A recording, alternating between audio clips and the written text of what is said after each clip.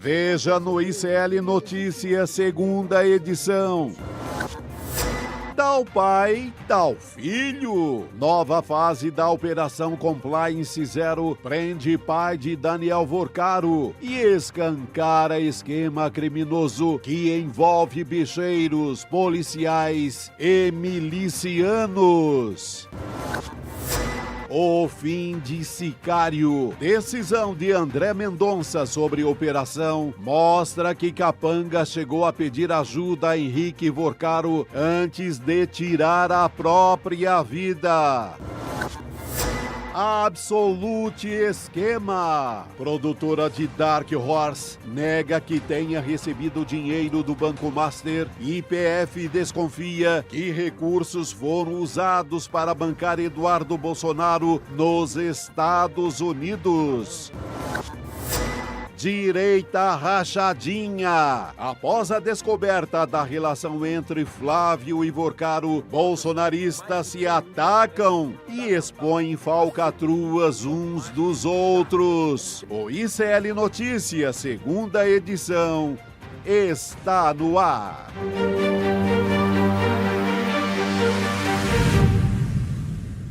Olá, boa tarde. Seja muito bem-vindo, seja muito bem-vinda. O ICL Notícias, segunda edição, está começando. Estamos ao vivo em todos os nossos canais.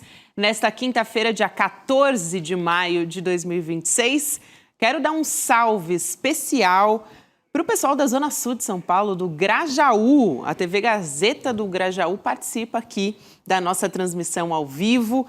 Toda a nossa programação diariamente do ICL, desde as 7 da manhã até meio-dia e meia, e também depois, na parte da tarde, das 5 até as 7 horas da noite. Então, muito bom ter a Gazeta do Grajaú junto com a gente, que é uma rádio, web TV, que é administrada pelo... Olha só aí na tela as nossas parcerias. Pô, que bacana. É isso aí. Chico, boa tarde para você, Chico Sá, Pedro Costa Júnior. Boa tarde, queridos. Boa tarde. Meus parceiros. Lá no Reduto do Crioulo, ali no Grajauex. Viva! Isso mesmo. Viva a grande Gazeta, tamo junto. E o jornalista Isaías Franco, é o que comanda, né, esse conglomerado, e também integra o portal de notícias Gazeta do Grajaú. É um grande distrito. Eu adoro esse jornalismo, sabe? Ali do local que bota para quebrar, traz as denúncias locais, né, para toda essa aldeia. Tem que atender que o mundo imagina que é, né? Chico, tem que atender a comunidade. Sim, esse é o grande jornalismo. Como diria Tolstói, né? Através da sua aldeia. Mundo, exatamente. Prazer estar aqui ao lado do maior brasileiro de todos os tempos. Brasileiro vivo. Para a querida Gabi. Saudade. Bem-vindo, querido. Eu também estava com saudade. Só que deixar um recado para quem, assim como a Gazeta do Grajaú, quer fazer parte da nossa parceria. Aliás, o Chico outro dia estava chamando a atenção para isso, né? Que pode retransmitir o ICL gratuitamente, a nossa rede de parcerias de rádio e TV. Você envia um e-mail para retransmissão@icl.com.br. Acho importante aumentar cada vez mais. É fácil, não, vamos tomar o Brasil inteiro. O povo aí de Poços de Caldas. Isso, um abraço. A terra do Pedro, eles são de Minas. Vem Semana passada a gente falou de Minas, hein? É verdade. A gente falou de Era Juiz de Fora. Isso mesmo.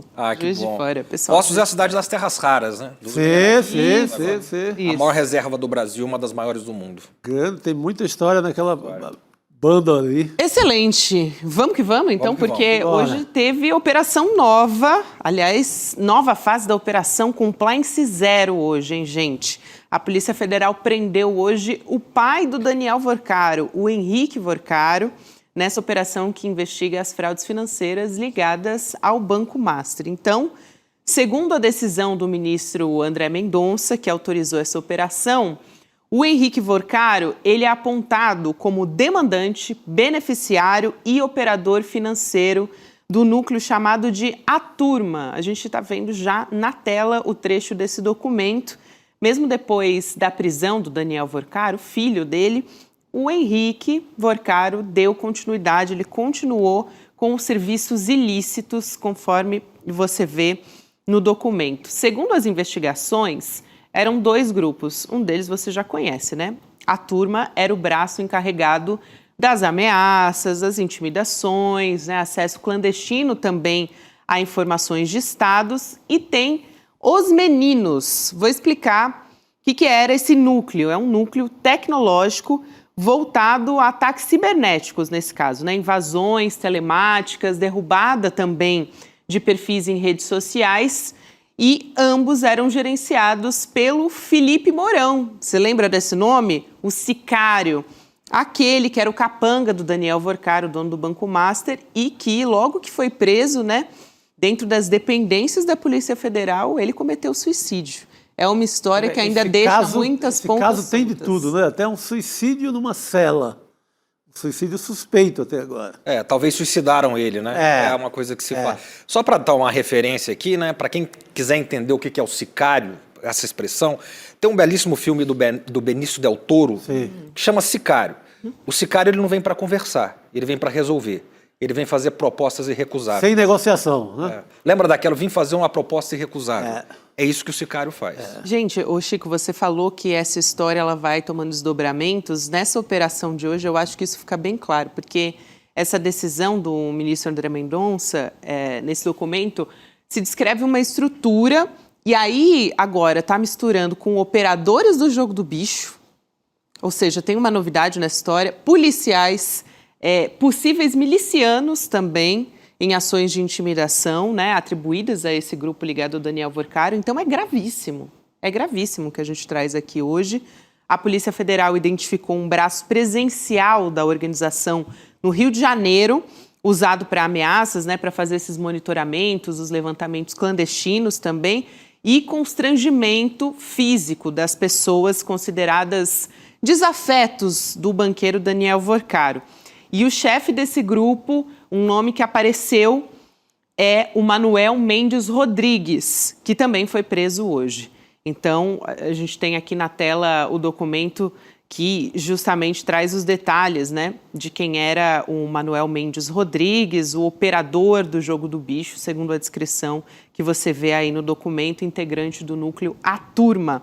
Só para trazer aqui o outro lado, né, as defesas, sempre importante, a defesa do Workar, pai, o Henrique Workar, diz que a decisão da prisão é gravemente desnecessária e que o processo não inclui comprovações das operações financeiras ou dos delitos, e a defesa do Manuel Mendes Rodrigues não foi localizada.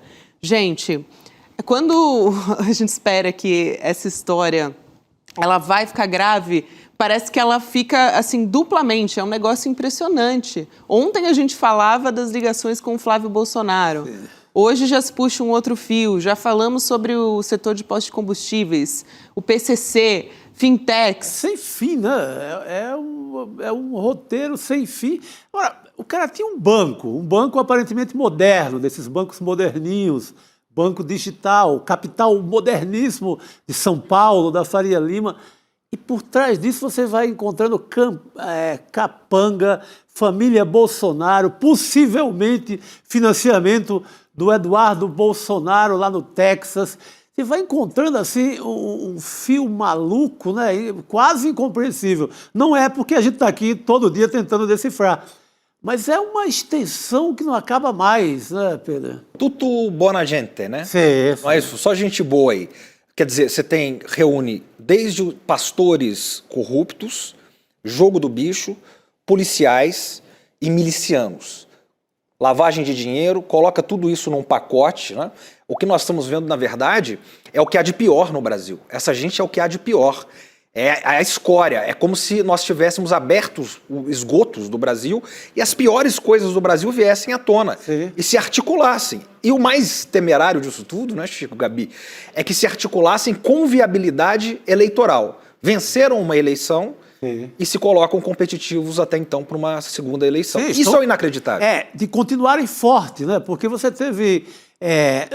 na vitória do Bolsonaro em 2018, digamos que havia um certo desconhecimento. Perfeito.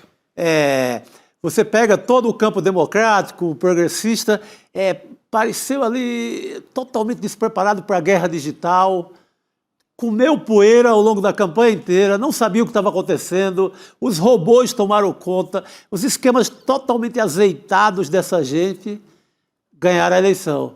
Mas essa gente se tornar ainda competitiva, ter ainda sequer um eleitor, já seria muito. E eles têm milhões de eleitores. Exatamente. E agora vai vir os despojos, né? Quer dizer, a grande questão hoje na direita, na extrema-direita, é se a direita vai seguir sem um nome Bolsonaro, porque a discussão se Michele vai entrar na chapa agora, né? Ou, quer dizer... O Flávio já foi rapidinho dizer que não, né, Pedro? Exatamente. Dizer, não, Michele não sairá como candidata. Exatamente. Já. Agora, está estremecido a coisa, né? Vocês falaram aqui ontem, o Rodrigo Constantino, Sim. agora o Paulo Figueiredo também fez críticas, né? O Zema já foi o primeiro a pular do barco, a pular do cavalo. E tomou uma invertida, né? Tomou uma invertida, porque é financiado pelo chefe dos sicários, né? O pai, né? pai exatamente, o Vorcarão. o Vorcar, o pai. Sim. Eu fico imaginando, Chico, a reunião de Natal esse ano vai estar desfalcada, né? Porque não tem o Vorcaro, não tem o Vorcarão, o Vorcar, o pai, e nem o Vorcarinho. Vai ter o cunhado. Vai ter muita da torta Lagoinha. de climão só nesse jantar. Torta de climão. Nem o almoço do cunhado, Natal. que é o grande doador das campanhas do Bolsonaro e do Tarcísio de Freitas. Esse cunhado também não vai participar desse Natal dessa gente. Exatamente, e o Vorcarão doador do Zema, que clamou por honestidade num dia e caiu no outro. Né? Tá todo mundo aí. É bem observado, gente. Ainda a gente precisa entender se o Flávio Bolsonaro vai pular do barco ou se ele vai ser pulado do barco, né? Se ele vai ser empurrado para fora desse barco, também tem essa possibilidade. Imagino que o Zema, apesar de ter tomado uma invertida, está de olho, a própria Michele e o Caiado. Então aí abertas as possibilidades. O silêncio do Caiado é ensurdecedor, né? Porque o Zema saiu na frente. Ele disse não pode, a direita tem que tomar cuidado, né? A gente não pode brigar entre nós. Foi meio isso que ele disse. Isso só prova, né, Gabi, aquela brincadeira que você faz, que o Caiado é o padre Kelman do Flávio. Né? Ele está interessado em vender caro essa vaga dele, né? Não é uma candidatura séria. Não, está provado que não. Senão ele teria se manifestado agora, feito um discurso e etc. Né? Mas o pastor, nessa linha que você colocou, Pedro, o pastor Antônio de Paula, ao meu ver, fez o melhor discurso até agora. Que ele fala, está na hora da direita do Brasil se separar dessa gente. Ele chama o Flávio Bolsonaro de batedor de carteira e diz, ele conclama, ele chama os seus... ele é um homem conservador, um homem de direita, mas de uma direita democrática e tal, né? Então ele diz, está na hora da direita se separar dessa gente. Então ele convida os colegas da direita a expurgarem assim o bolsonarismo. E seria o lógico, né? Uma direita democrática criasse vergonha na cara e jogasse esse povo fora.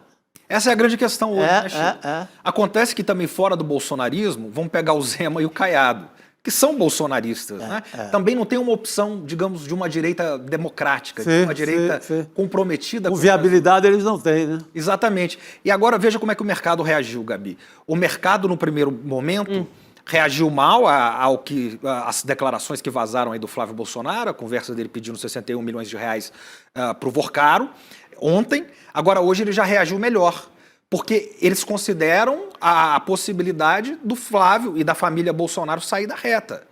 Então, o dólar já reagiu melhor, a bolsa já voltou a subir, né?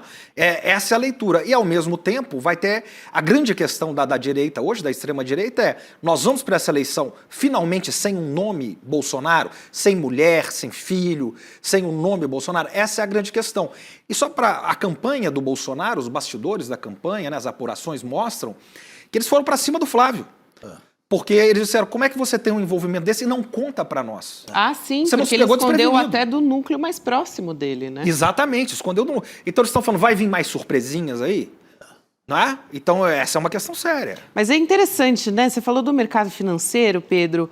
Como a Faria Lima, assim, num primeiro momento, né, foi uma repercussão ruim quando o Jair Bolsonaro anunciou que era o Flávio, porque eles queriam o Tarcísio de qualquer jeito. Só quando anunciaram que, realmente vai ser o Flávio Bolsonaro, abraçou rapidinho. Abraçou rapidinho o Flávio Bolsonaro. Abraçaram e foram. Como todo mundo abraçou, parte da mídia começou a normalizar e vamos com ele. É o que temos, vamos com ele mesmo.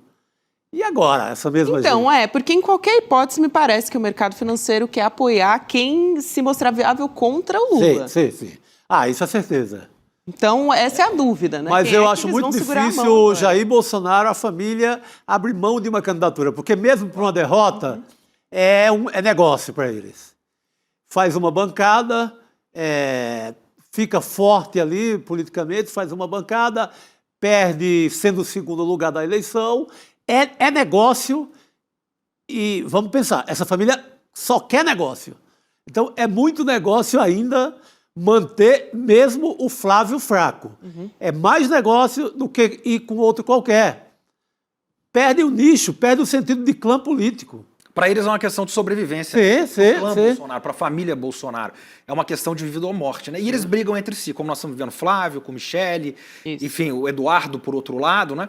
Que, como você disse bem, possivelmente recebeu esse dinheiro, parte desses 61 milhões de reais, que a produtora dessa grande obra de Hollywood, né? Acho que nós vamos falar dela depois, do Dark Horse, né? Que é o Azarão seria a tradução, que é o filme do Bolsonaro, né? O pessoal já está brincando que o Dark Horse virou pé de pano, né? Aquele cavalinho do pica-pau simpático, né? Não tem como, né? Eles alegam, quer dizer, eles responderam que não receberam, a palavra foi essa, 1 centavo sequer desses 61 milhões de dólares. Então foi para onde? 1 centavo. Né? Então, exatamente, para onde foi esses 61 milhões de dólares? Para o Texas? Para onde?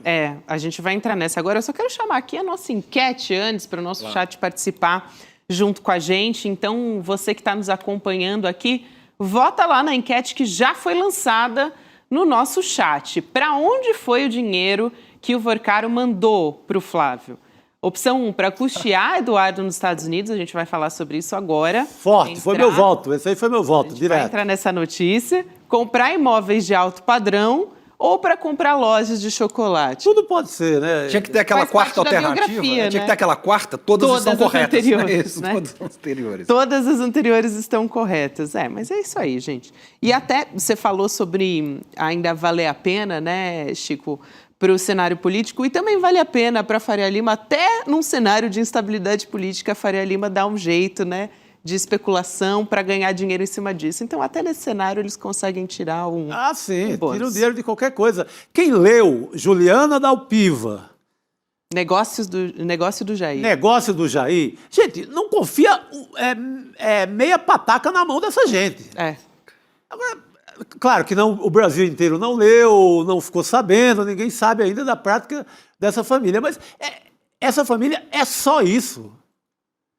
Eles não têm a política na veia, nem fazem a política no sentido da instituição, da negociação política. Não, gente, é negócio. A Juliana mostra, assim, da primeira à última linha, toda a movimentação financeira, o modus operandi, o endereço do cofre lá no Rio de Janeiro, e que ficava o dinheiro vivo para comprar imóvel. Está tudo lá. Tá tudo lá. A Juliana fez um trabalho extraordinário, né? Sem dúvida nenhuma. O Brasil inteiro tem que ler esse livro para acabar com essa história até para a gente deixar de se assustar com o negócio dessa família. Agora, Chico, eu fico pensando na precariedade desse grupo, né? Eu tô aqui, o Chico é minha inspiração literária, né, Gabi? E se a gente tivesse lido um pouquinho mais essa de Queiroz, por exemplo, e ouvido as sábias palavras do conselheiro Acácio, né? Eles se dariam melhor, né? O que o conselheiro Acácio diz? Ele diz, o problema das consequências é que elas vêm depois. Tá? Exato. E a gente poderia também citar o apóstolo João aqui, conhecereis a verdade vos libertará. Porque, veja, eles foram pegos na mentira e a mentira tem perna curta. A primeira reação do Flávio foi negar, não teve nenhum tipo de conversa assim. A segunda foi admitir. Ele teve que ser pego ali de calça curta, né? Então, teve jeito, né? Exatamente. E você vê, depois que o Vorcaro foi preso, o pai dele continuou comandando essa turminha da pesada, a turma de sicários. Então, quer dizer, a mentira ali, ela é muito rápida, né? É muito fácil de pegar e de desconstruir. Esse é um problema vital aí deles, né? Vamos falar do Eduardo? Por Prometi favor. aqui, quando eu chamei a enquete para todo mundo. Aliás, no papolegal.app, a gente está com uma sala aberta em que vocês podem comentar aqui. Eu estou sempre de olho no que o pessoal está falando ao longo do programa aqui sobre os áudios do Flávio Bolsonaro para o Vorcaro. Os comentários, assim, realmente a nossa audiência é muito qualificada, viu? Chico e Pedro, porque tem coisas maravilhosas aqui. Às vezes, eu até assim, erroneamente estou de olho no chat, porque eu não me aguento, né? Então eu fico de olho no Papo Legal o programa inteiro. E às vezes eu pego um comentário tão bom que eu tenho que me controlar, porque eu preciso manter aqui o jornal funcionando. Mas eu tenho que me controlar. Então você continua participando do papo aqui com a gente. E tem enquete também, a mesma que está lançada aí no nosso chat. Bom, vamos lá para o Eduardo. Gente, ontem levantamos as suspeitas aqui sobre os possíveis excessos no orçamento do Dark Horse, no filme sobre a vida do Jair Bolsonaro, e a Polícia Federal também suspeitou da mesma coisa. Teve até uma espécie de PowerPoint, a nossa equipe preparou, o Ricardo Gouveia, né, teve a sacada de mostrar a comparação com os filmes brasileiros e os gastos, né, desses filmes. A Polícia Federal investiga se o dinheiro doado pelo Vorcaro não serviu, na verdade, para bancar o Eduardo Bolsonaro nos Estados Unidos. Vamos entender. A Goop Entertainment, que é a produtora do Dark Horse, negou ter recebido o dinheiro do Vorcaro, né? Como a gente disse aqui, ou de qualquer outra empresa dele. Esses recursos teriam sido transferidos a um fundo sediado no Texas pela empresa chamada Entre Investimentos e Participações, que o Vorcaro ali nas conversas ontem que a gente mostrou aqui chama de Entre, né? Vamos tentar pela Entre, já que não dá para fazer o pagamento pelo Master, né? Que estava ali com muita burocracia, né? Enfim, estava difícil quebrar as barreiras. Na beira de ser liquidado. Não, já havia sido liquidado. 5 dias depois, 5, 6 dias depois de liquidar. Porque ele já está em processo de fuga. Isso. Exatamente. Quer dizer, nesse momento, 5 dias depois, né, 5 ou 6 dias depois do banco ser liquidado, nós estamos falando aí de setembro de 2024, né, Chico? Todo o mercado financeiro, toda a Faria Lima, todos os jornalistas, né? Como diria o saudoso Mino Carta, até o mundo mineral sabia que o Vorcaro e o Banco Master estavam enrolados até o pescoço. Sim. E assim mesmo, o Flávio vai lá, 5 dias depois, pedir 61 milhões de reais. Isso não é pouca coisa. E é um dia antes da prisão do Daniel Vorcaro que ele manda aquela declaração, né, dizendo: meu irmão, estarei com você, não importa o que aconteça, tal, tal, tal. Então, isso é bem importante. E aí, para se ter uma ideia, só o valor que o Vorcaro se comprometeu a passar para a produção do Dark Horse, né, 24 milhões de dólares, é maior do que o orçamento de 15 dos últimos 20 ganhadores de Oscar de melhor filme. Ontem a gente fez a comparação só com as produções brasileiras, né? Esse levantamento que eu estou falando agora foi feito pelo jornal O Globo. E para aumentar essas suspeitas todas, né, mesmo com esse orçamento tão alto, o Sindicato dos Artistas e Técnicos em Espetáculos de Diversões do Estado de São Paulo diz que recebeu relatos de agressões, atraso no pagamento e fornecimento de comida estragada aos atores e figurantes do Dark Horse. Então, assim, como que um filme com um orçamento milionário, assim, de proporções que a gente nunca viu, né? Se a gente olhar para os filmes do Oscar, não tem nem comparação, estava assim, tratando os funcionários, né, os participantes do filme dessa maneira, Chico. Ou seja, meio sem explicação. Com toda essa dinheirama, nem ambiente tinha, né? Pois é. Porque esse filme recebeu, até agora, o que está no horizonte financeiro dessa produção. Dinheiro da Prefeitura de São Paulo. A gente vai falar hoje, logo mais, sobre esse assunto. Cerca de 100 milhões. Mais esses 61 milhões do Vorcaro. Emendas PIX. O Mário Frias como deputado e mais 2 seres parlamentares da mesma bancada mandaram também emendas PIX.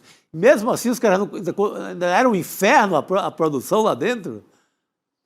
Agora, é amaldiçoada essa desgraça, né? Amaldiçoado. É uma maldição. É uma maldição, não é um filme. É uma maldição.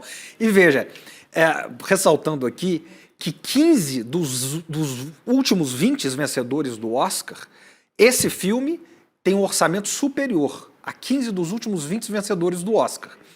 E eu posso garantir aqui, Chico, sem ter comprado o meu ingresso para a primeira fila ainda, que esse filme não vai ser digno de Oscar.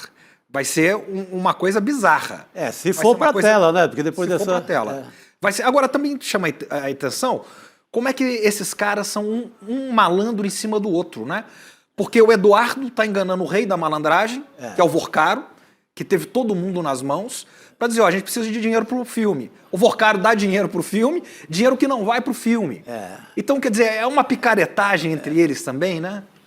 Parece que alguém parece que alguém está roubando dinheiro já roubado. Né? Na sequência, porque você pega o dinheiro é fruto de fraude, inclusive de dinheiro dos velhinhos das previdências estaduais, dos idosos das previdências estaduais, do Rio de Janeiro, do Amapá, de Cajamar, de várias prefeituras do Brasil inteiro. Então, esse dinheiro já é resultado de um roubo, de uma fraude. Aí você pega 61 milhões desse roubo e não aplica no que você diz que vai aplicar. Então, a segunda etapa do roubo. Aí você manda, se for verdade, se confirmando, é a hipótese, você manda para os Estados Unidos, para um fundo que alimenta uma conspiração contra o Brasil. Aí já é o terceiro crime. Ou seja, você tem um roubo atrás de outro roubo que segue seguido de outro roubo. Vai acabar naquela coisa que eu não sei se é bíblica, do ladrão que rouba ladrão tem 100 anos de perdão. Deve ser o que eles estão esperando. Olha, tem uma outra notícia que saiu aqui, gente, importante de trazer.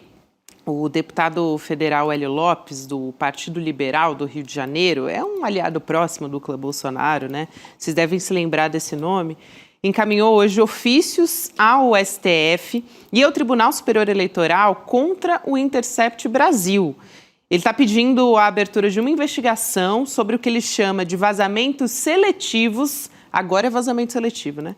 Para conseguir a identificação de eventual responsabilidade criminal, funcional ou administrativa. Ele acionou o presidente do TSE, o Cássio Nunes Marques, que é o indicado ao Supremo pelo Jair Bolsonaro, vamos lembrar, né? O Intercept Brasil diz que, abre aspas, trata-se de uma escalada extremamente grave e seria uma violação flagrante de nossos direitos constitucionais à liberdade de imprensa. Obviamente, não podemos simplesmente ficar parados esperando para ver o que vai acontecer. Fecha aspas. Gente, me parece uma clara intimidação à imprensa. Total intimidação, né? É mais uma violência. Eles estão tentando e confiando no André Mendonça, que o André Mendonça vai dar ganho de causa numa tese absurda e maluca dessa, né? Que é frear. Porque a intenção por trás disso aí é retirar do ar o áudio. Retirar de todas as plataformas e proibir. Eles entraram também no TSE, que a intenção é segurar o áudio e não permitir que ninguém veicule mais. Uma tentativa totalmente suicida, mas é o que eles vão... a ação, a partir de agora, vai ser essa. É essa gente que é a favor da liberdade de expressão e não aguenta meia hora de denúncia contra eles. É isso. Agora nós temos que ver, o André Mendonça agora está na hora de se provar. Né?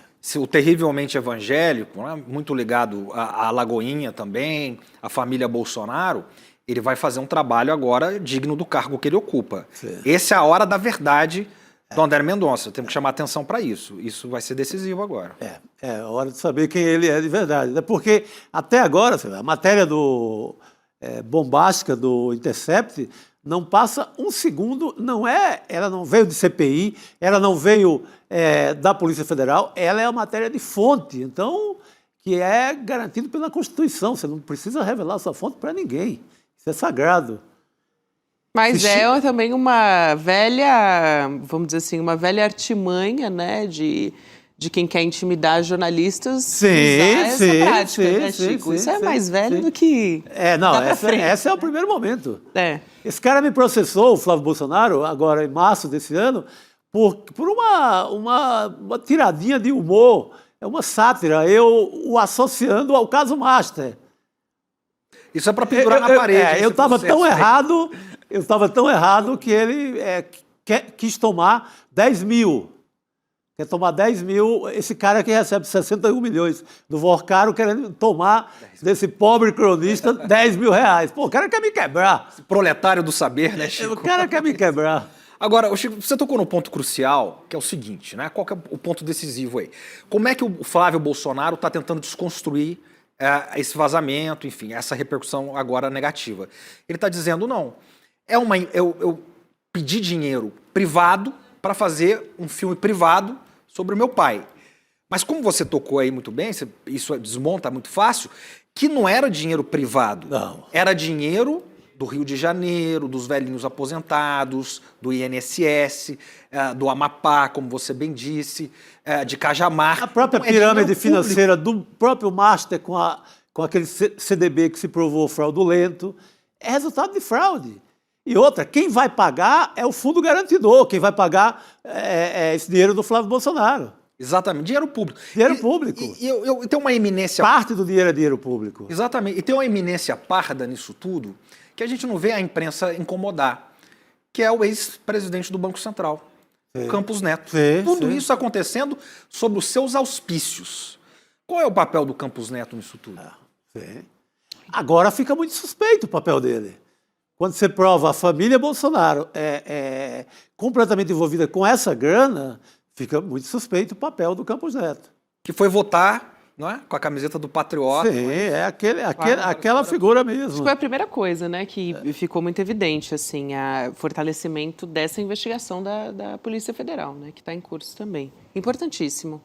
Sim. Pedro, que bom ter você aqui com a gente nessa primeira Alegria meia hora. toda Adorei, minha, passou Gabi, muito também. rápido. A audiência aqui aplaudindo o Pedro, Eu sou um pupilo do sempre, né? Chico. pedindo mais Pedro e vamos embora. A gente pede também, mais Por Pedro, favor. mais coro. Obrigado, viu, gente? Obrigada, Obrigado por querido. toda a audiência. A gente vai fazer agora a troca para Perfeito. Rodrigo Viana e você já fica convidado para voltar, tá? Perfeito. Vou ficar até o final da bancada na próxima, né? Combinado. Ô, garoto. Valeu, obrigado. Até mais. Aí o Valeu. Rodrigo Viana chegando para conversar com a Agora gente. chegou o 10, hein? E viva Poços de Sai com Caldas. camisa Viva o sul 10 de Minas. e entra um camisa 10. Obrigado, obrigado. Viva Boa tarde. Aliás, Rodrigo, já a gente vai ter um convidado aqui que é camisa 10 também, né? Nosso Dr. Valberaga. Valberaga, para falar das explicações jurídicas, né? Entender a operação de hoje também, né? Que prendeu o pai do Daniel Vorcaro, o Henrique Vorcaro. Hoje vou trazer uma notícia aqui, Rodrigo, posso? Enquanto você se ajeita? Se você também quiser me interromper para trazer uma informação nova, você fica à Não, eu vontade. tenho só uma informação nova, traga. que o Flávio Bolsonaro está nesse momento dando uma entrevista ao vivo sobre o E a episódio nossa todo. equipe está ouvindo, Tá, obviamente. daqui a pouco a gente traz as atualizações sobre isso. É isso aí, nossa brava equipe ouvindo. Hoje, a coluna da Malu Gaspar, no Jornal Globo, apontou que o sicário, de novo, hein, gente, falei dele agora há pouco, o capanga do Daniel Vorcaro, buscou o pai, o Henrique Vorcaro, assim que ele foi preso. Como assim buscou, gente? O Luiz Felipe Mourão, sicário, usou as ligações telefônicas que ele tinha direito para pedir para a irmã e a mãe que elas fossem atrás do pai do dono do Banco Master. Isso é gravíssimo. É muito grave. Isso foi um pouco antes do sicário se enforcar na cela da Superintendência da Polícia Federal. É gravíssimo isso, né? É uma informação importantíssima e também, junto com ela, a informação de que hoje também foram afetados nas ações da Polícia Federal a delegada da Polícia Federal, Valéria, né, que entrava nos sistemas, segundo a investigação, entrava nos sistemas da Polícia Federal e passava as informações para o Vorcaro. Imagina, uma delegada da Polícia Federal de Minas, Chico, Valéria. E o marido dela, um agente da Polícia Federal aposentado. Os dois estariam no esquema para abastecer a turma do Vorcaro com informação. Aí o sicário morre dentro da Polícia Federal em BH. Essa história está muito pesada. Com esse telefonema... Telefonema para o pai do Vorcaro? Olha, essa história, como a gente disse, só um celular do Vorcaro vazou até agora e ele tinha vazado só aquela parte da namorada, que era menos, assim, mais inofensiva, né? a sacanagem ali de relacionamento. De relacionamento. Aí é até vida privada mesmo. Entrou. Então, imagine o que tem. Eram 8 aparelhos celulares, Gabi. Tem muita coisa para vir à tona ainda. Essa conversa com o Flávio. Outra pergunta. Por que esconderam até agora essa conversa? Estava lá naquele mesmo celular. Vazou a conversa com a namorada, mas não vazou a conversa com o Flávio. Né? Quem pode nos ajudar a entender? Dr. Valberaga, que está chegando aqui para conversar com a gente. Professor, boa noite, bem-vindo. Que prazer falar contigo. Boa noite.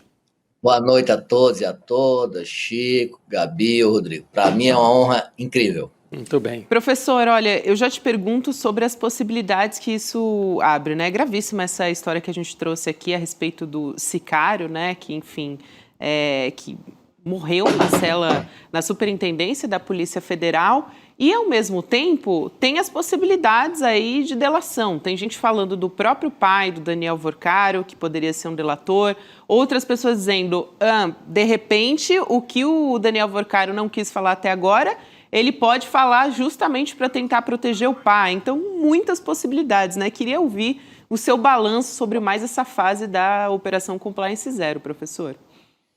Vamos lá. Quanto a essas insinuações acerca do sicário, são insinuações, não há nada relevante. Para que matar o sicário se essas informações estão no celular?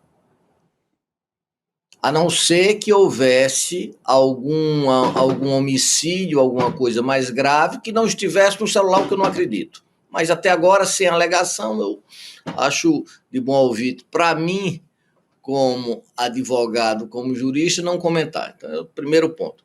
Segundo ponto, veja, o pai dele, depois de tudo aquilo que ele já fez, ainda continuar a ser o financiador de uma associação denominada A Turma, que tinha como base a coação, tinha como base a fiscalização, mesmo depois de tudo isso ocorrer, ainda pagar 400 mil reais.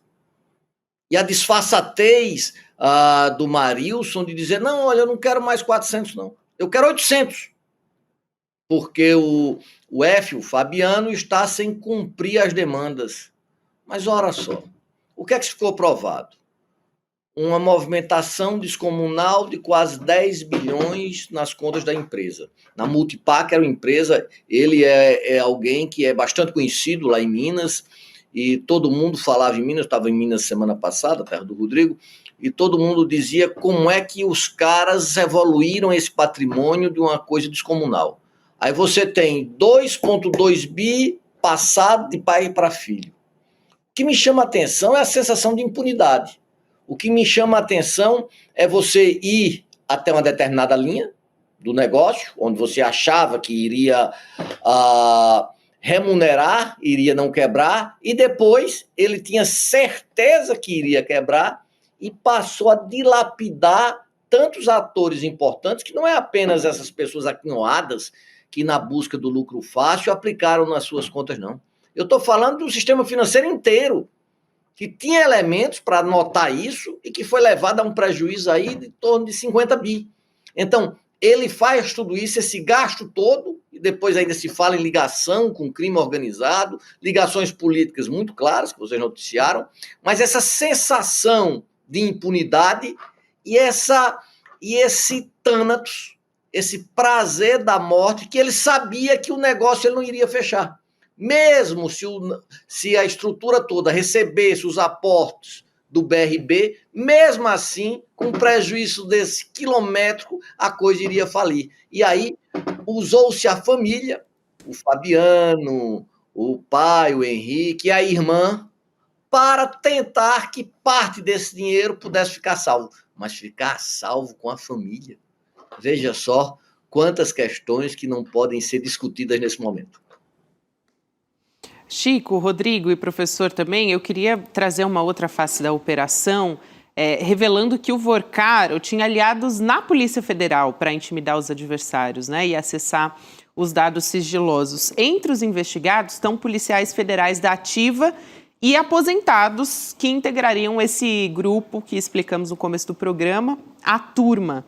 Também é investigada, Rodrigo, você citou agora há pouco, né, a delegada Valéria Vieira Pereira da Silva, afastada das funções por causa da operação. Ela e o marido, policial federal aposentado, Francisco José Pereira da Silva, são apontados como espiões do Vorcaro. A Valéria teria acessado os dados sigilosos e, por intermédio do marido, repassado ao policial Marilson Roseno da Silva. O Marilson é apontado como chefe desse núcleo, a Turma, né? E o casal está negando qualquer vazamento de informações. A defesa do Marilson não foi localizada, então não se pronunciou, né, para comentar a operação. Mas é também uma face bastante grave dessa história, né? É bastante. Só uma explicação para vocês todos e para os ouvintes, como ilicitamente a Polícia Federal demora muito a divulgar, porque o inquérito não há um processo kafkaniano, não poderia existir. Ele fazia uso, pagando somas absurdas, para que todas aquelas investigações fossem passadas em tempo real. Daí essa delegada Valéria entrar no sistema de forma ilícita, porque ela não poderia acessar a inquérito dos outros, e repassava para que, quase em tempo real, eles pudessem tomar as providências e dilapidar as provas que o inquérito buscava desvendar. Inclusive com a participação do companheiro dela, né? Então é a Valéria, delegada, e o marido, agente da Polícia Federal. Segundo a investigação, temos que ouvi-los, eles têm direito à defesa, evidentemente, porque por enquanto é uma acusação da polícia, né, Chico? Exato. Agora, doutor, o senhor falou do valor do material todo do aparelho de celular, ou dos vários aparelhos de celular. O senhor falou em relação ao sicário. Não era hora de ter esse conhecimento de todo esse conteúdo, diante das gravidades que se somam até agora no processo? Porque você tem uma fila de gente para delatar, mas talvez não precise dessas delações, porque o conteúdo do celular resolva todo o problema e todas as interrogações. Não seria a hora de mais conhecimento desse material inteiro? Chico, veja só. Se com um telefone só, veja as pontas que esse processo gerou. E essas investigações, essas informações, elas têm que ser checadas. A Polícia Federal não é leviana a esse ponto de dizer, tá isso, tá aí fazendo. Isso aí eles não fazem. Isso eles não fazem. Então eu tenho que averiguar os dados que estão lá, se eles batem, tenho que checar e fazer perícia nesse material, e cada perícia dessas são 15, 20 dias, dependendo do montante do que elas sejam. Tem que checar esses órgãos com instituições internacionais, então é um processo que não é um processo de fast food. E até bom que não seja, para que não cometa erros. Então, o que chegou aos meus ouvidos é que eles estão sem querer aceitar a delação do Volcário, primeiro pelo valor, que os 15 bi que teoricamente se falou, não se representa nada do seu patrimônio. Veja o quanto é que ele não se locupletou.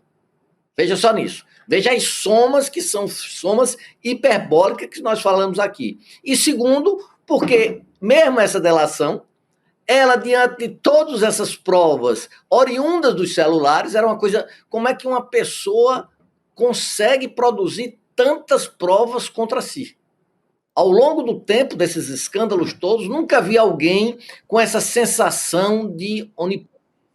Eu acho que, na verdade, o Daniel Volcário sempre foi o filho mimado que devia obediência ao pai, e dentro dessa obediência, isso é até algo extremamente profundo, para se dizer, e guardava essas provas para mostrar ao pai, ou ao grande outro, quem sabe.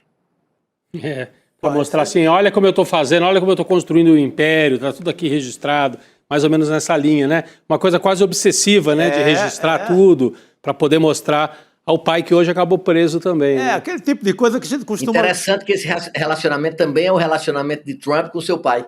Ah, eu não sabia dessa. Isso é coisa de literatura russa. Os russos são bons nisso, nessas obsessões paternas. Dostoiévski. E o interessante, né, o Henrique Volcário, que foi preso hoje, é da área imobiliária, assim como o Trump também, né? A família do Trump também. O Henrique Volcário tinha uma construtora, uma imobiliária, por isso que todo mundo estranhava. Quando o Volcário, Daniel, vira banqueiro, é um corretor de imóveis que virou banqueiro, né? Não tinha esse peso todo, não era alguém de tradição. Mas primeiro, ao que me consta, diga.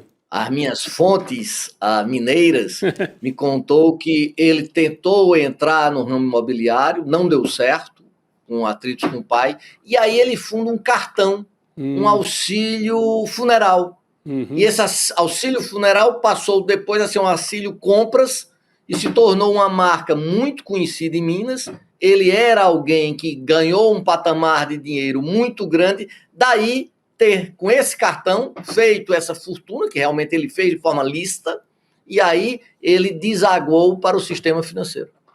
Pô, que loucura. Começa com um credifunto aí, né? Um credifunto. Começa com um credifunto e vai-se embora. Aí passa para o credicesta, que é o nome desse outro serviço. Daí ele ter comprado aquele credicesta lá da Bahia. Exatamente.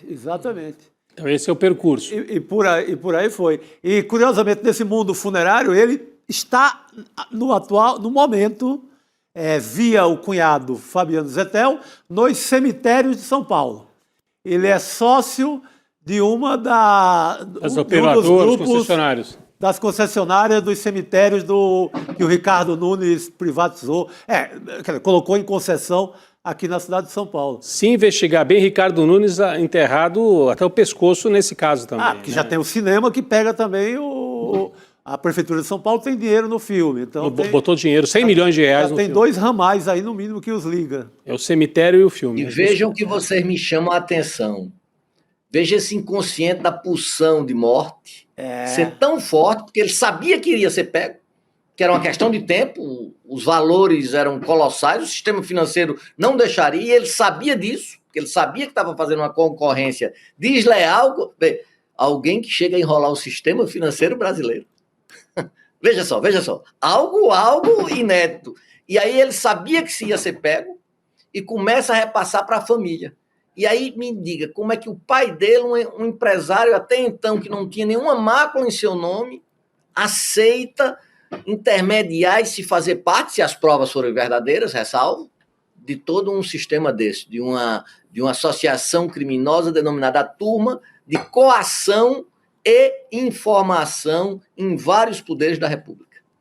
Ô, professor, eu queria perguntar o que pode acontecer ainda com o Flávio Bolsonaro, né? Porque já levantaram aqui, já entraram com diversas ações parlamentares. A nossa equipe fez aqui um compilado, né? Até difícil ir atrás de tudo que já saiu desde que essa reportagem do Intercept Brasil veio à tona, né? Da relação do Flávio Bolsonaro com o Vorcário. Mas tem parlamentares do PT e do PSOL que já pediram para a PF, a PGR, providência sobre as relações.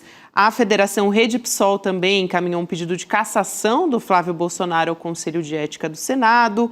E até o Partido Missão, que não é um partido de esquerda, é um partido de direita, progressista, né? Direita, anunciou que vai pedir também a cassação. Tem a Sâmia Bonfim solicitando ao STF a prisão preventiva, quebra de sigilos do Flávio Bolsonaro. Se não me engano, o Lindbergh Farias também já pediu. Então, tem uma série de possibilidades aqui jurídicas para o Flávio Bolsonaro. Eu te pergunto qual é a possibilidade de ele ser preso, cassado ou, eventualmente, ainda passar por algum procedimento no Conselho de Ética.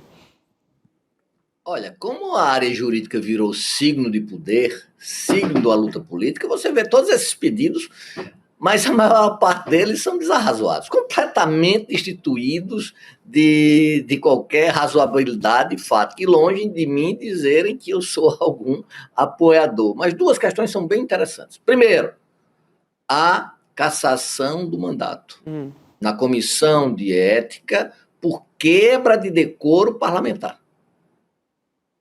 Ele afirma que há, e o que é mais grave, esse dinheiro proveio da onde?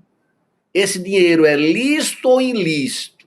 Mesmo que tenha sido lícito, a mácula ainda é muito grande, porque ele não era o patrocinador oficial do filme. Ou seja, esse dinheiro entra como? Por que isso? Será que foi uma troca de favores? O famoso quiprocó? Ninguém sabe. Então, isso daí é algo realmente justo. E segundo, que seja investigado. Que seja investigado. Pedido de prisão dele é uma arma política, a tornozeleira é uma arma política, mas esses 2 fatos devem ser imediatos. Eu acho que se a oposição, aliás, a situação, aqueles que defendem a democracia, investigassem isso e levassem até o fim, a cassação do mandato dele seria, e imediatamente a suspensão da sua vivência no parlamento seria extremamente alvissareiro para a democracia brasileira. Eu acho que, assim, tem muita pressão política também, né? Porque você dá um recado político, Rodrigo, quando você entra com um pedido, né? Seja pedido de prisão, de cassação, enfim, então... É o que o doutor Agra falou, né? A arena jurídica vira uma arena também da política, claro, né? Um tipo de pedido dele. Acho que o Agra quer falar mais alguma coisa? Mas veja, isso daí representa uma falência moral da sociedade. Ele admite isso. Sim. Num caso, esse dinheiro proveio de corrupção, o banco estava quebrado. E ele diz, não, é uma iniciativa de um pai para um filho, de um agente privado para um filme privado. Ora, quanta disfarçatez que até então negava-se qualquer envolvimento, chamando-o de irmão. E ainda dizer que isso não é grave? Isso não é grave, não, isso é gravíssimo. Seja liberal, seja social-democrata ou socialista, nenhum cidadão de bem pode ficar alheio a esse fato. Ficar alheio a esse fato significa um desvio moral, uma quebra ética, e uma quebra ética perniciosa, tanto de forma individual como para a sociedade brasileira.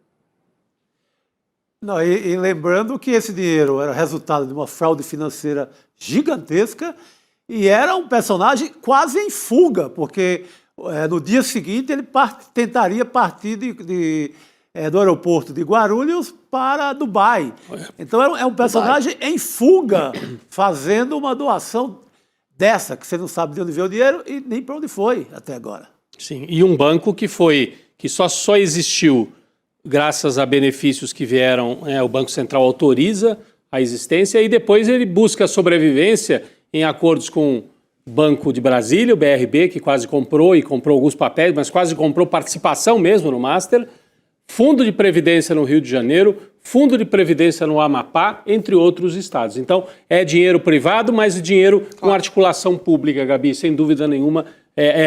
Não há dúvida quanto a isso. Tem que esclarecer, fundamental. Indubitável.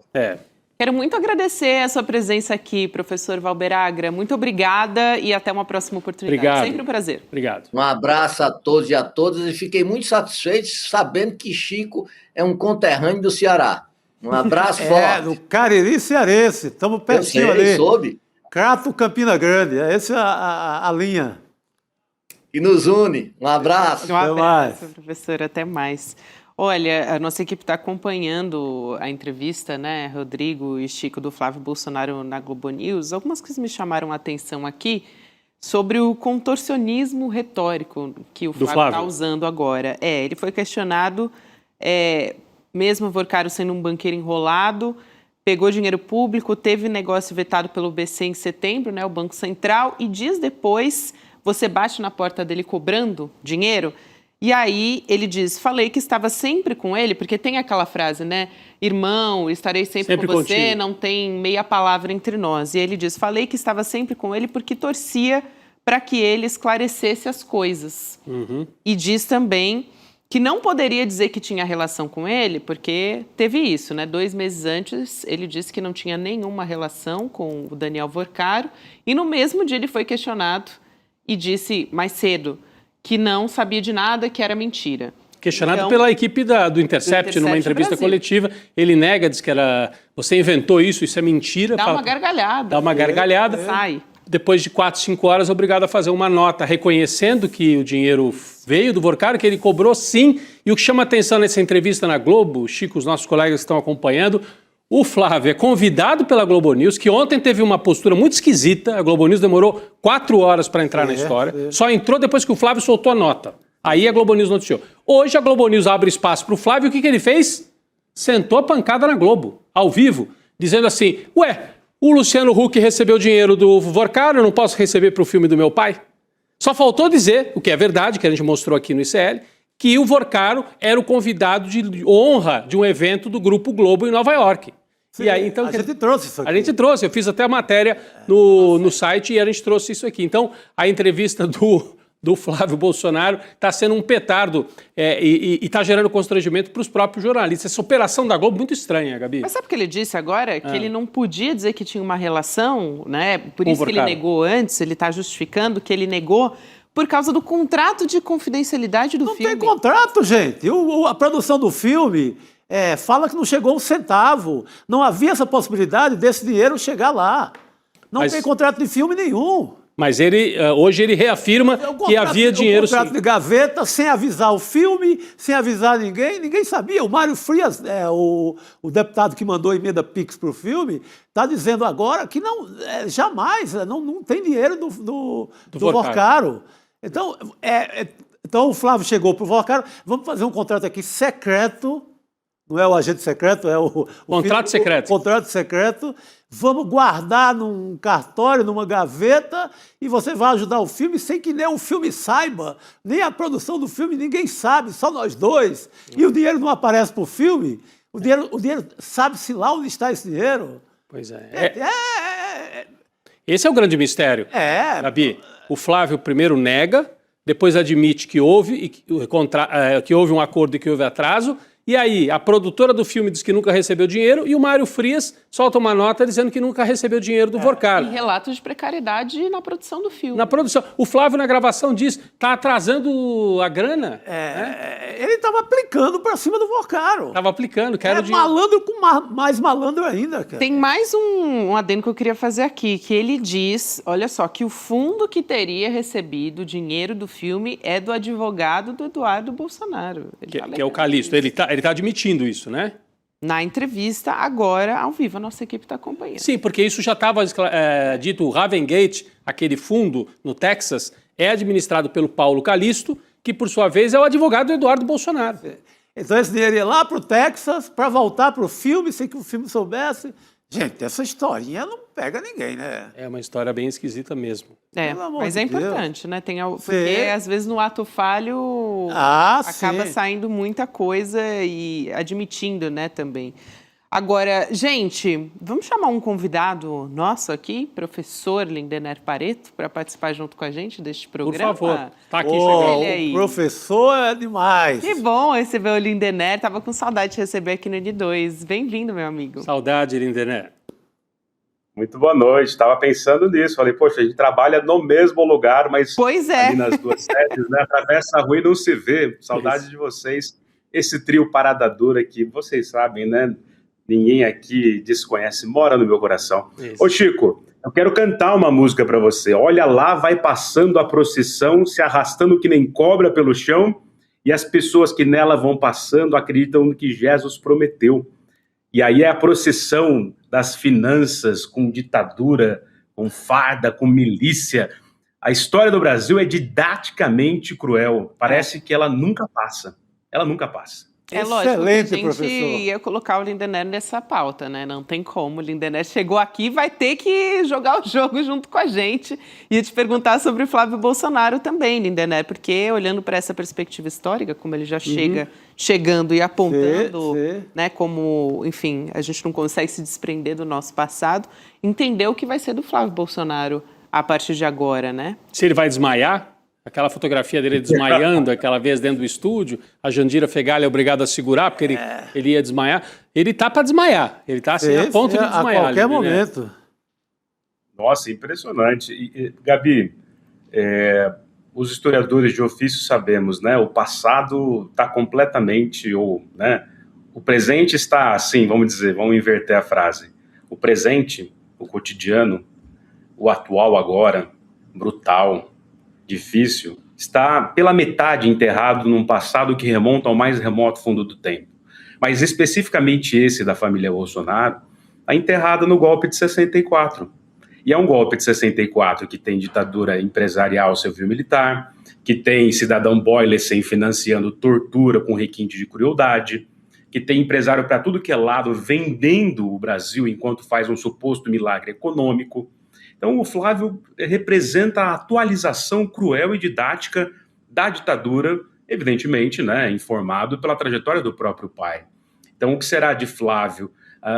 É difícil saber exatamente nesse instante. E a democracia, se ela sobreviver no Brasil, espero que sim, porque, mais uma vez, a gente está no fio da navalha entre a volta do fascismo e a continuidade de uma pseudo-social-democracia, é que esse cara caia pela justiça, vamos dizer assim, né, das deusas que precisam parar o patriarcado feminicida bolsonarista, vamos dizer assim. Quer dizer, isso seria o ideal. Agora, o Brasil é o país que ensina ao mundo que é o estado de exceção. O último país a acabar com a escravidão. Um país que fez a Lei Áurea ontem, né? Mais uma vez a gente pensou na abolição, a princesa Isabel, né? Mas não foi dádiva de uma princesa, foi luta do povo negro, como Luiz Gama. Mas ficou que foi a monarquia que acabou com a escravidão no Brasil. Quer dizer, um país que no pós-abolição não cuida do seu povo, um país que, como o Chico bem sabe, eu sempre falo isso, porque foi assim que a gente se apaixonou, eu e o Chico Sá, um país que massacra o caldeirão da Santa Cruz do Deserto, que massacra Canudos, que taca bomba no contestado. Quer dizer, esse é o Brasil. Então não é de se espantar também que um Flávio Bolsonaro da vida esteja bem nas campanhas. Porque esse Brasil profundo é reacionário, é autoritário, é cruel, é violento, é linchador do próprio povo, é às vezes automutilador, o povo se automutilando, por isso a procissão. Quer dizer, então, penso que sobre o Flávio é isso, né? Quer dizer, ele representa, e o Bolsonaro, o pai dele também, a história mais didática, cruel do Brasil. Não à toa no poder, ele escancarou tudo aquilo que o Brasil sempre foi.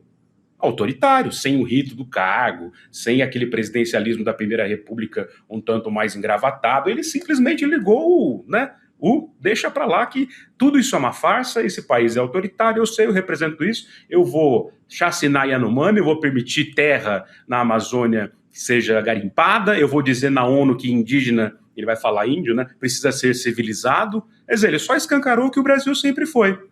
E aí é que está o problema. A gente vai superar esse Brasil? Esse é o dilema de 2026, né? E o interessante, se me permite também, é que ele é o representante, o Jair e agora o Flávio, né, que já é um passo a mais, da chamada linha dura da ditadura. Então a ditadura tinha lá o seu Goberido Couto e Silva, que era um pensador da ditadura. Isso não absolve também dos crimes, né? Porque muita gente, não, o Goberi era um intelectual da ditadura. Fez a ditadura, mas estava lá. Estava lá, ajudou a montar o esquema da onde viria a tortura. Então eu não entro nessa de dizer, não, o Goberi e o Geisel eram dois luminares, iluministas dos militares. Não era. Branda nada, são tudo linha dura no fim das contas. Mas havia o pessoal dos porões. O Bolsonaro é dos porões. Ele é resultado dos porões. Ele é resultado dos porões. É o resultado da turma da tortura. Não é à toa que ele vota para o impeachment da Dilma louvando um torturador. Então, o Bolsonaro é filho da tortura. O Bolsonaro é filho do porão da ditadura. E o Flávio Bolsonaro é neto disso. Então, é mais uma geração dessa turma. São filhos e netos da corrupção da ditadura, da tortura, do autoritarismo, dos abusos. É a mesma linhagem. Tem tudo a ver com o que nós vamos falar daqui a pouco, que é o documentário do ICL dos bandidos. Vamos chamar o trailer, na verdade. Dos bandidos de farda? Dos bandidos de farda. Porque bandidos de farda são esses aí que estão agora. Segue, estão no jogo. Quem acha que está no passado. É presente. É presente. Exatamente. E a Vamos farda assistir. da família, né? A família e da família. É como gostam de uma treta mafiosa, não? Vamos assistir ao trailer. Vamos lá. E aí, de repente, chega uma mensagem com documentos que nunca tinham vindo à tona, que iriam reescrever a história desse período. São documentos que mostram detalhes do que há de pior na história brasileira. Minha mãe sumiu. Ia ficar sumida há 3 dias. Toma os pontapés, rola escada abaixo, preso e levado para a mesma banheira, onde eles molhavam a gente e puxaram fio. Esse é um direito da sociedade brasileira de conhecer a sua história, não repetir esse período.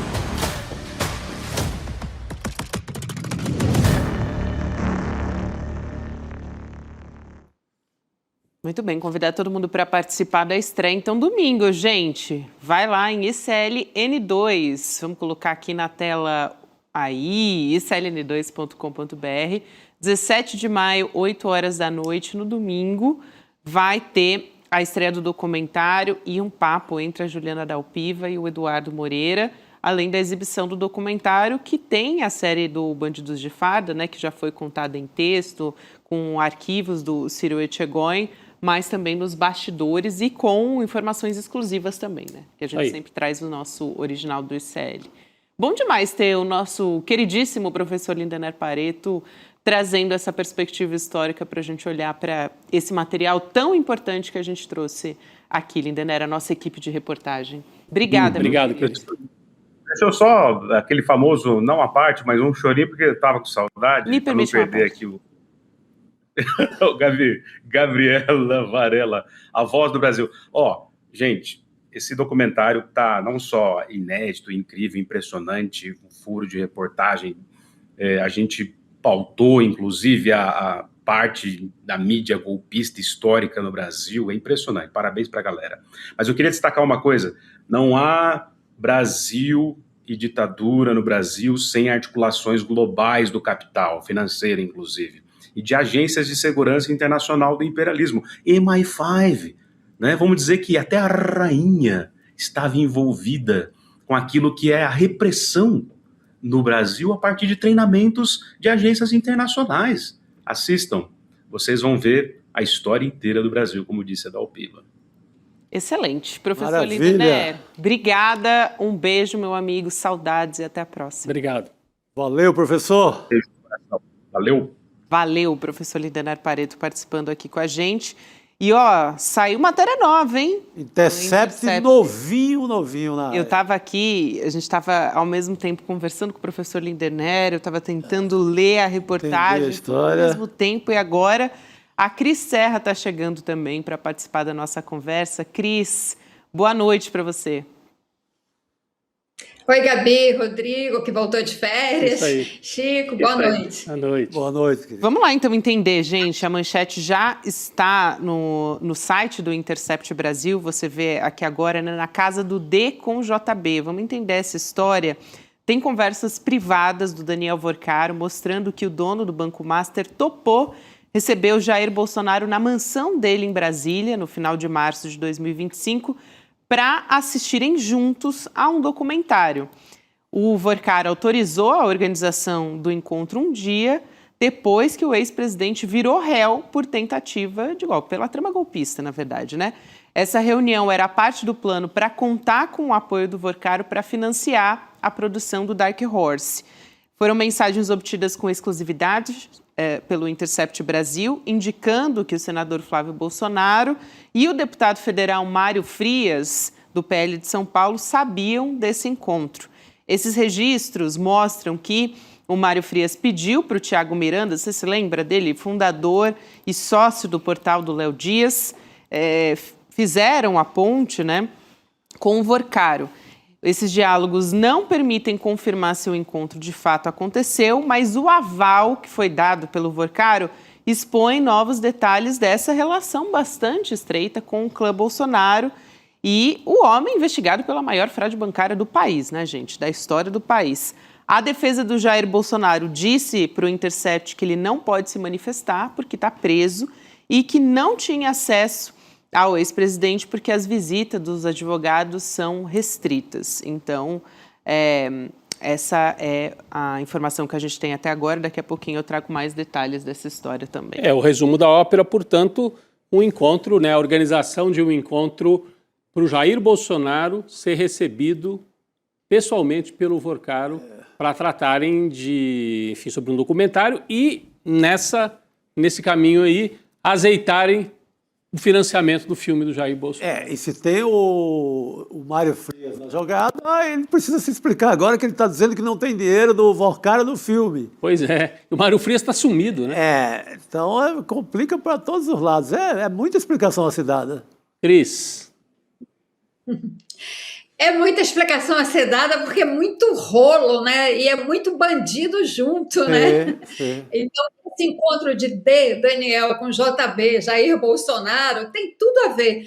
Olha, em primeiro lugar, né, parabéns para o Intercept por essa cobertura, por essa série de matérias, e pelo que a gente está vendo, né, enquanto tem bambu, tem flecha, né? Não foi só aquela matéria bombástica com a revelação de que, com áudio, né, do Flávio Bolsonaro e com Daniel Vorcaro. Tem mais história pela frente, mas é isso, uma verdadeira organização no molde de máfia, né? É isso que a gente está vendo. Acho que quem definiu isso muito bem foi o Fernando Haddad, tem uma fala dele muito boa, né, em que ele junta os pontos, né, conecta todos os pontos, que, aliás, daria um PowerPoint maravilhoso para que, finalmente, as pessoas entendam do que a gente está falando, né? Um grande esquema criminoso que une a família Bolsonaro, Daniel Vorcaro, que é o maior bandido do sistema financeiro nacional, e o Centrão, né? Figuras de altíssima proeminência do Centrão, né? E aí fecha-se, então, o círculo ou o PowerPoint dessa história, claro, sem esquecer também, né, Roberto Campos Neto, que, quando presidente do Banco Central, autorizou toda essa operação do Banco Master. Então, agora, não há dúvida para ninguém, né? Agora sim a gente tem o desenho dessa organização criminosa. Muito bom.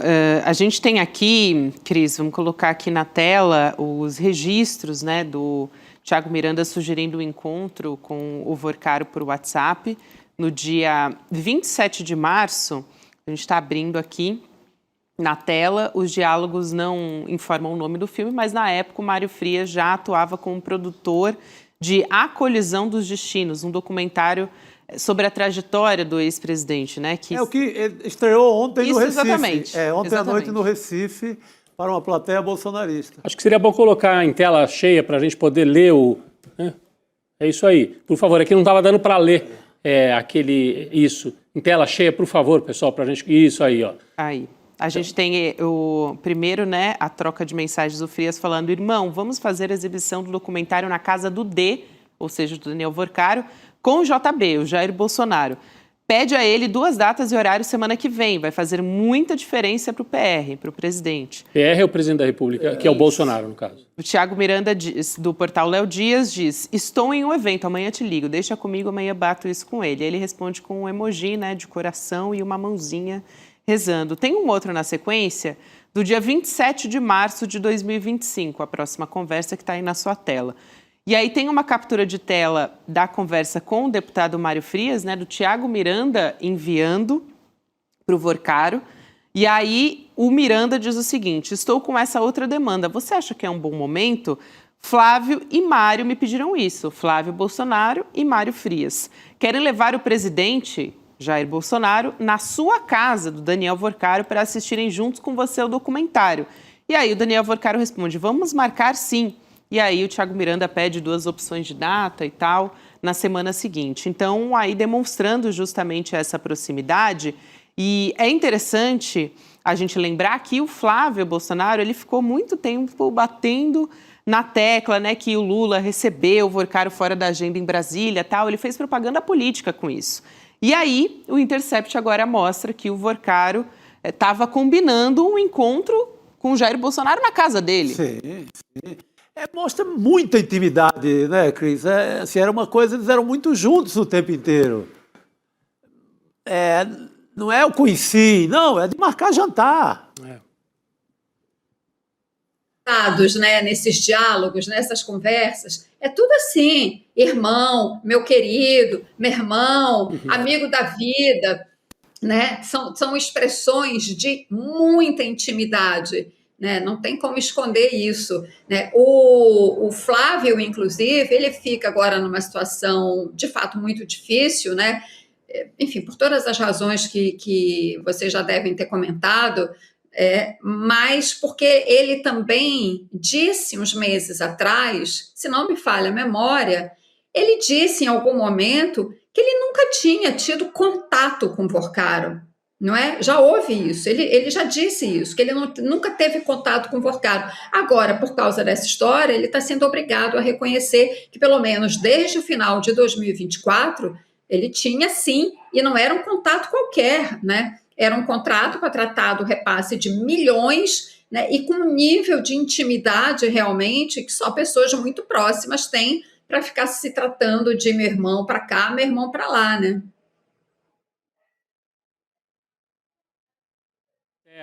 Também na cobertura política em Brasília, né, durante tanto tempo.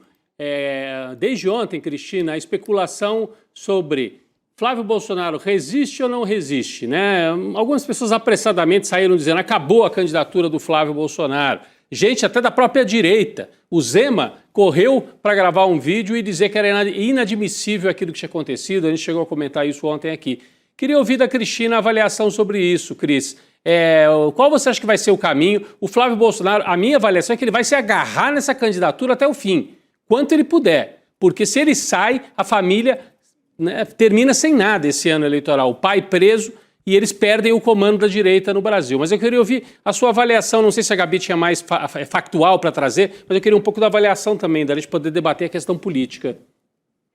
Rodrigo, eu acho que ele vai se agarrar a essa candidatura como um náufrago se agarra a um pedaço de pau no meio da borrasca, no meio do oceano. Esse é um projeto da família, né? Muito possivelmente, o que o pai dele deve estar dizendo para ele agora? Segura a onda, segura o tranco, porque vai passar, né? E passa de uma certa forma, digamos assim, porque há um esforço muito grande de naturalização disso, de colocar todo mundo no mesmo barco, na vala comum, né? Todos os políticos estão, de uma certa forma, envolvidos nesse escândalo do Banco Master, né? Há um esforço, não só, evidentemente, que há um esforço por parte do Flávio Bolsonaro, da campanha dele, da gerência de crise dele, dos consultores de comunicação dele. Para mim, né, desde que surgiu esse escândalo e ele começou a falar, no primeiro momento ele disse que era mentira, obviamente viu que não colou, e aí foi pulando o discurso. E o discurso dele é claramente neste sentido, de colocar todo mundo na vala comum. Então, se você coloca todo mundo na vala comum, né, e grande parte da imprensa aceita isso, né? Grande parte da mídia hereditária, como diz o nosso amigo Chico Sá, de fato está cobrindo esse escândalo com esse viés, você acaba, né, já que então está todo mundo na vala comum, vida que segue. Então, ele pode estar simplesmente, né, segurando o tranco agora, achando que vai passar e que ele terá condições de levar a campanha adiante. Tem que ver os apoios que ele vai perder ou que ele vai conseguir sustentar.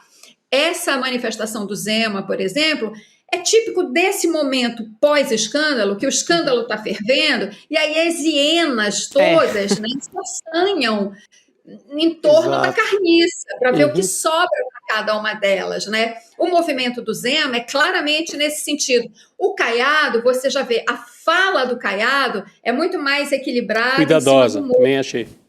É cuidadosa, porque o Caiado sabe que precisa do eleitorado do bolsonarismo. Então, eu particularmente acho que ele vai se agarrar, é um projeto da família, se a família perde isso, eles ficam sem nada e os Bolsonaro não sobrevivem na política sem estar por dentro do aparelho de Estado. Agora, outras coisas podem acontecer? Sim, ele pode desidratar tanto, porque esse escândalo ainda vai longe, né? Que, por exemplo, então, ele abriria mão e iria para uma candidatura ao Senado, que é certo, ele se elegeria, ele se reelegeria senador pelo Rio de Janeiro, né? Não tenho dúvidas disso. Mas aí a questão e quem fica no lugar dele, né, com a bênção do Bolsonaro?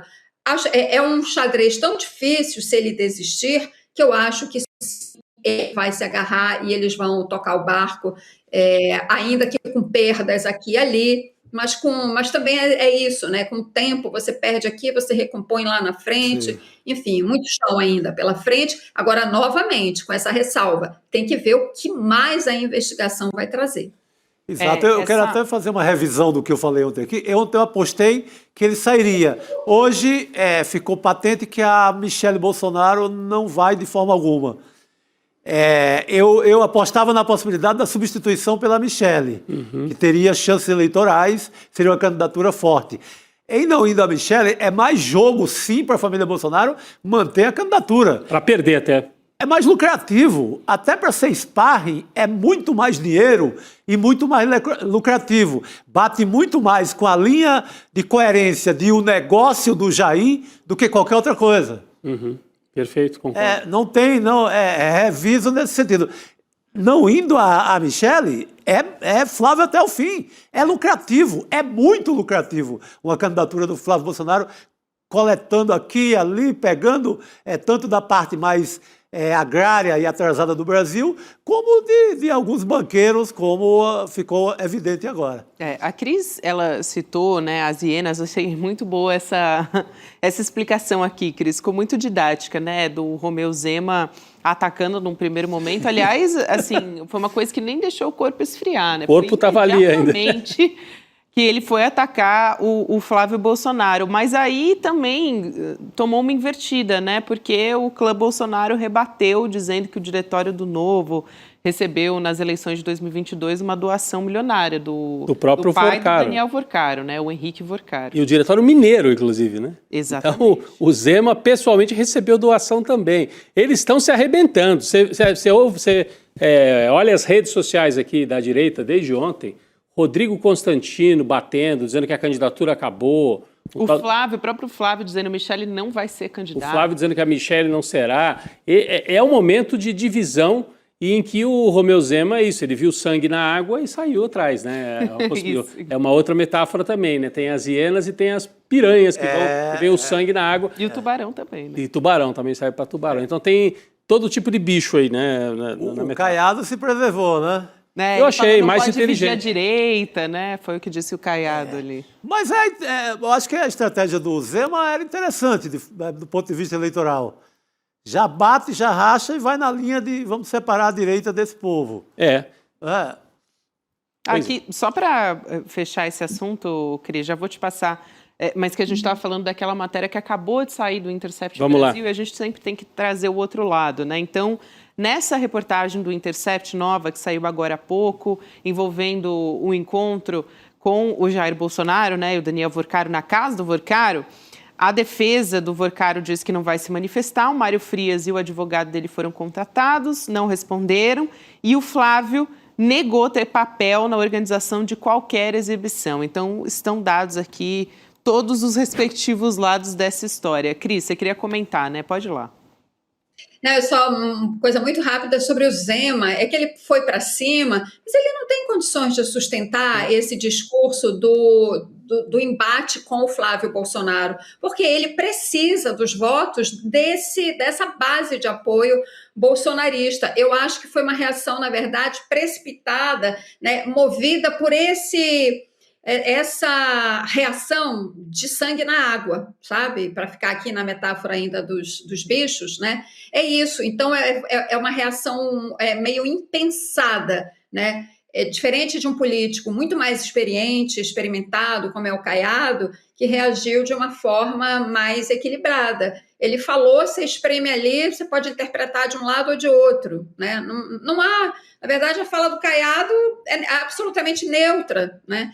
A do Zema, não, ele deu um passo ali, eu acho que além da perna, foi assim, mais ousado, talvez esteja até arrependido agora de ter feito, né, ter produzido uma frase assim, né, tão forte, que já provocou essa reação. Não me espanto se daqui a pouco a gente observar uma modulação novamente nesse discurso. Porque é isso, quando acontece um negócio desse, um escândalo dessa magnitude numa pré-campanha eleitoral, né, você tem que ter muito cuidado com o que diz, se você é pré-candidato, pelo menos, e que precisa de apoios, né? Você não pode falar nada que depois você se arrependa. Quer dizer, hoje em dia não, todo mundo fala, se arrepende, diz depois que não foi bem assim, foi tirado de contexto, né? Sempre tá um freio de arrumação. Mas tá lá, ele falou, tá gravado. Ele gravou um vídeo, né? Ele mesmo produziu provas contra ele. Exatamente. A Cris falou dessa estratégia, né, de jogar tudo. Não, o Master tá todo mundo. E ontem teve uma nota muito, ao meu ver, um pouco sacana ali do jornal o Globo, falando que não, todo mundo recebeu, todos os filmes receberam. O Oliver Stone, que é o diretor do filme sobre o Lula, agora no Metrópole, diz que não recebeu um centavo do CEO Daniel Vorcaro nem do Banco Master. Isso. Que o dinheiro é de produções do exterior e não tem nada a ver com o Banco Master. Então, mas é aquela nota, hoje era a nota mais rodada no submundo bolsonarista. Para tentar justificar e dizer que tá todo que mundo era a junto. primeira desculpa, né? Tá Então, todo mundo na lama. Jornalismo tem que ser mais cuidadoso nessa hora, já que isso é pura nota plantada por assessoria, né? Veja que coisa estranha ontem. Globo, UOL e Folha demoraram 4 ou 5 horas para repercutir a matéria do Intercept. Ficaram ali, só repercutiram depois que o Flávio Bolsonaro publicou a nota oficial dele. Aí esses meios de comunicação tradicionais entraram. E o Globo entrou com essa nota aí Lauro Jardim. Antes de qualquer coisa. Antes de qualquer coisa, o Lauro Jardim, me parece que recebeu, não sei, do Van Garten, talvez, do Fábio Van Garten, que abastece o tempo todo as redações, essa informação. Olha, pode dizer aí que o Lula e o Temer também receberam, que é uma maneira de embaralhar o jogo. O Lauro Jardim, a equipe dele, não sei se saiu, publicou isso. Ele publicou nas redes, né, o Van Garten. Ele republicou. Ele republica, por isso que dá a dica de que foi ele a fonte. Hoje era a grande defesa do bolsonarismo hoje, era essa nota do jornal o Globo. E eu achei curioso que, assim, deixou realmente a direita... zonza essa história, porque eu imaginei que a primeira reação deles fosse dizer assim, Polícia Federal do Lula indo para cima do Flávio. Em vez de dizer isso, muitos logo de cara saíram, será que é verdade? Esse áudio não pode ser verdade, não deve ser verdade. E quando se confirmou que era, eles ficaram aturdidos. E pelo próprio Flávio, por isso que eles ficaram mais perdidos ainda. Porque o Flávio não soube controlar a crise. Então mostra que talvez não saiba presidir o país. É a primeira crise grave na campanha e o sujeito se mostrou tão atordoado como daquela vez em que ele desmaiou dentro do estúdio lá no Rio de Janeiro. Exatamente. Hoje mesmo, nessa entrevista para a Globo News, ele estava fora de controle. Um candidato a presidente fora de controle numa entrevista. Não dá, né, Gabi? Não é um menino, é um candidato a presidente da República, né? É isso. Cris, pode concluir, minha querida, que a gente vai se despedir, mas pode fechar, por favor.